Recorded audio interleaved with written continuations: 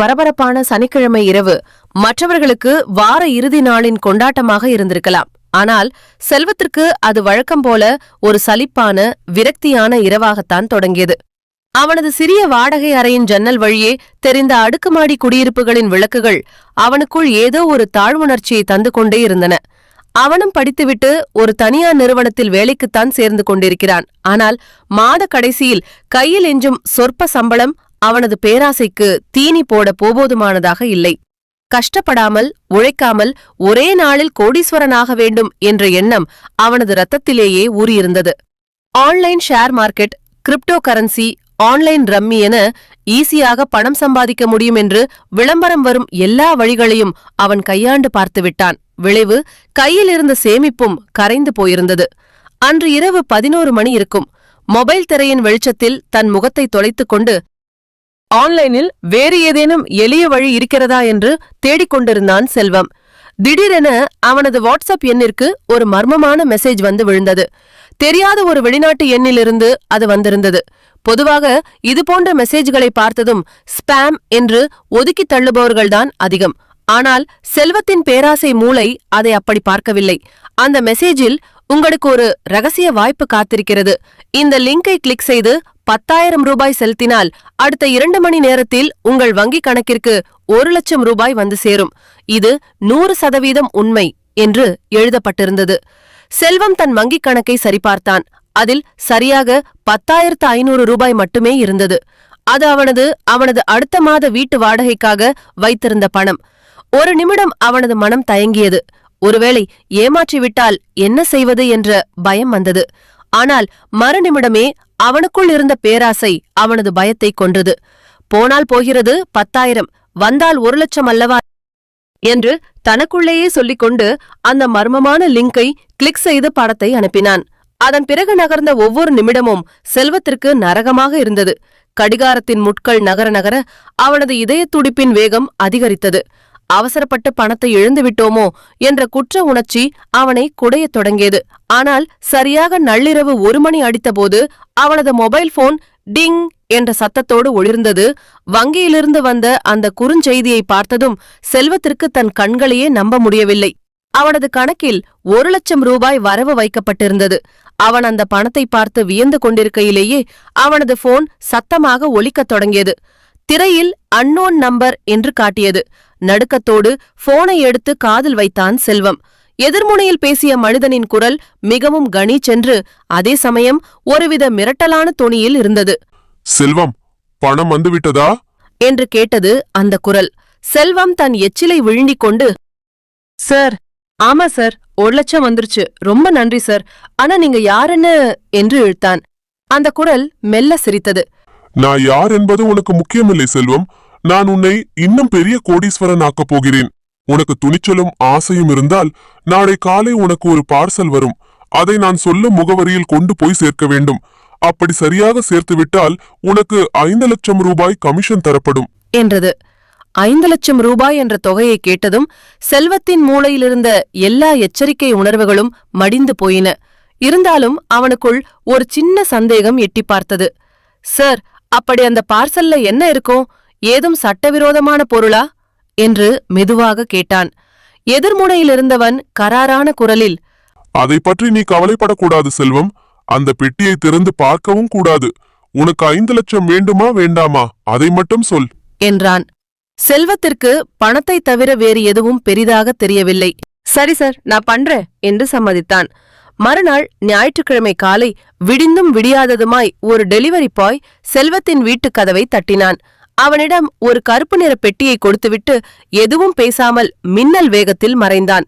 அந்த பெட்டி மிகவும் கனமாகவும் அதிநவீன செக்யூரிட்டி கோட் போட்டு பூட்டப்பட்டும் இருந்தது. அடுத்த சில நிமிடங்களில் செல்வத்தின் மொபைலுக்கு அந்த மர்ம மனிதனிடம் இருந்து மீண்டும் அழைப்பு வந்தது. இந்த முறை அவன் ஒரு முகவரியை சொன்னான். அது நகரின் மிகப்பெரிய தொழிலதிபரும் அரசியல் செல்வாக்கும் மிக்கவருமான ராஜசேகர் என்பவரின் பிரம்மாண்டமான பங்களா வீடு. செல்வம் அந்த பெட்டியை ஒரு பையில் மறைத்துக் கொண்டு பங்களாவை நோக்கிச் சென்றான். அங்கே அவனுக்காக ராஜசேகரின் தனிப்பட்ட உதவியாளர் பங்களாவின் பின்வாசலில் காத்துக் கொண்டிருந்தான். செல்வத்தை பார்த்ததும் சுற்றும் முற்றும் பார்த்துவிட்டு அவனிடம் இருந்த பெட்டியை வாங்கிக் கொண்டான். அதற்கு பதிலாக ஒரு சிறிய சூட்கேஸை செல்வத்திடம் நீட்டினான். முதலாளி சொன்னபடி இதில் 5 லட்சம் ரூபாய் இருக்கிறது. யாரிடமும் மூச்சு விடாமல் இங்கிருந்து கிளம்பு என்று எச்சரித்து அனுப்பி வைத்தான். காரில் திரும்பி வரும்போது செல்வத்திற்குள் ஒரு புதிய குழப்பமும் சஸ்பென்ஸ் புத்தியும் வேலை செய்யத் தொடங்கியது. அந்த பெட்டிக்குள் என்ன இருந்திருக்கும்? அதை வாங்க அந்த தொழிலதிபரின் உதவியாளர் ஏன் இவ்வளவு பதற்றப்பட்டார்? அந்த மர்ம மனிதன் யார்? நாமே ஏன் அந்த ரகசியத்தை கண்டுபிடிக்க கூடாது என்று அவனது பேராசை மூளை அடுத்த கட்டத்திற்கு பாய்ந்தது. வெறும் 5 லட்சத்தோடு திருப்தியடைய அவனுக்கு மனமில்லை. அடுத்த வாரம் அதேபோல் அவனுக்கு இன்னொரு டெலிவரி வந்தது. இந்த முறை செல்வம் ஏமாற தயாராக இல்லை. பெட்டியை வாங்கிக் கொண்டு நேராக தன் அறைக்கு வந்தான். கதவை பூட்டினான். அந்த பெட்டியின் செக்யூரிட்டி கோடை உடைக்க பல கருவிகளை பயன்படுத்தினான். பல மணி நேர போராட்டத்திற்கு பிறகு ஒரு வழியாக அந்த பூட்டு கிளிக் என்ற சத்தத்துடன் திறந்தது. ஆவலோடு பெட்டியை திறந்த செல்வத்தின் முகம் அப்படியே வெளுத்துப் போனது. அவனது உடல் நடுங்கத் தொடங்கியது. உள்ளே அவன் எதிர்பார்த்தபடி எந்த போதைப் பொருளோ தங்கமோ இல்லை. அதற்கு பதிலாக சில ரகசியமான அரசாங்க ஆவணங்களும் தொழிலதிபர் ராஜசேகர் பல 1000 கோடி ரூபாய் வரி ஏய்ப்பு செய்ததற்கான அசல் கணக்கு டைரியும் இருந்தன. அப்போதுதான் செல்வத்திற்கு அந்த பயங்கரமான உண்மை புரிந்தது. யாரோ ஒரு மிகப்பெரிய பிளாக்மெயிலர் இந்த தொழிலதிபரின் ரகசியங்களை அஸ்திரமாக வைத்து அவரிடமிருந்து பல கோடி ரூபாய் பணம் பறிக்கிறான். அதற்கு தன்னை ஒரு வெறும் கூரியர் பாயாக பயன்படுத்தியிருக்கிறான். ஒருவேளை போலீசில் மாட்டினால் மாட்டப்போவது செல்வம்தான். அந்த மர்ம மனிதன் நிழலாகவே இருந்து தப்பித்து விடுவான். அவன் பயந்து நடுங்கிக் கொண்டிருக்கும் போதே அவனது கைபேசி அலறியது. எடுத்து காதில் வைத்தான். எதிர்முனையிலிருந்த குரல் இந்த முறை சிரிப்புடன் இல்லை, மாறாக கொடூரமான கோபத்துடன் கத்தியது. செல்வம், நீ பெட்டியை திறந்து பார்த்து விட்டாயல்லவா? உன்னுடைய போன் கேமராவை நான் ஏற்கனவே ஹேக் செய்து உன்னை கண்காணித்துக் கொண்டுதான் இருக்கிறேன் என்றது. செல்வம் அலறிவிட்டான். சார், என்ன மன்னிச்சிருங்க சார். எனக்கு இந்த பணமே வேண்டாம். என்ன இந்த விவகாரத்துல இருந்து விட்டுருங்க சார். நான் போலீஸுக்கெல்லாம் போக மாட்டேன் என்று அழுது கொண்டே கெஞ்சினான். ஆனால் அந்த மர்ம குரல் இரக்கமில்லாமல் பேசியது. இனி நீ நினைத்தாலும் பின்வாங்க முடியாது செல்வம். இன்னும் 1 மணி நேரத்தில் அந்த பெட்டி தொழிலதிபர் கைக்கு கிடைக்கவில்லை என்றால் நான் உன்னைத்தான் மாட்டி விடுவேன். போலீஸ் உன்னைத்தான் தேடும் என்று கூறிவிட்டு போனை துண்டித்தது. செல்வம் இப்போது மரண பயத்தின் விளிம்பில் நின்றான். தப்பிக்க வழியே இல்லை என்பதை உணர்ந்தான்.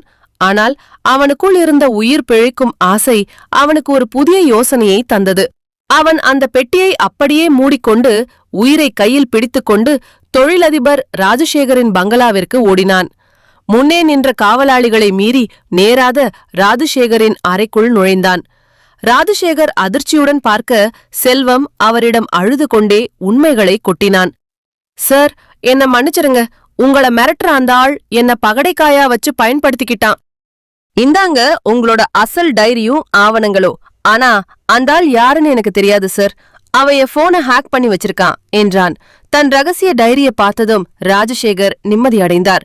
பின் அவரது கண்கள் சுருங்குவதை கவனித்த செல்வம், சார், அந்த ஆள் இப்போ என்ன பணத்தை வாங்கிக்கிட்டு மெரினா பீச் பின்னாடி இருக்கிற ஒரு பாழடைந்த கட்டிடத்துக்கு வர சொல்லியிருக்கான் என்றான். ராஜசேகர் உடனடியாக தன் பல செல்வாக்குகளை பயன்படுத்தி போலீசையும் தன் ரகசிய பாதுகாப்பு படையினரையும் தயார் செய்தார். செல்வம் பணப்பையோடு அந்த பாழடைந்த இருண்ட கட்டிடத்திற்குள் நுழைந்தான். அங்கே ஒரு அறையின் மூலையில் முகமூடி அணிந்த ஒரு மனிதன் அமர்ந்திருந்தான். செல்வம் நடுக்கத்துடன் அந்த பணப்பையை அவனிடம் கொடுத்தான். அவன் பணத்தை பெற்றுக்கொண்டு வெற்றி கழிப்பில் தன் முகமூடியை கழற்றினான். செல்வத்திற்கு அதிர்ச்சியில் பேச்சே வரவில்லை. அங்கே நின்றது வேறு யாருமில்லை, தொழிலதிபர் ராஜசேகரின் அதே பினாமியும் அவனது நம்பிக்கைக்குரிய தனிப்பட்ட உதவியாளருமான அந்த PA தான்.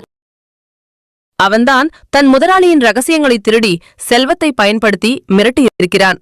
அடுத்த கணமே சுற்றியிருந்த இருட்டிலிருந்து துப்பாக்கிகளுடன் பாய்ந்து வந்த போலீஸ் படை அந்த PAவை சுற்றி வளைத்து கைது செய்தது.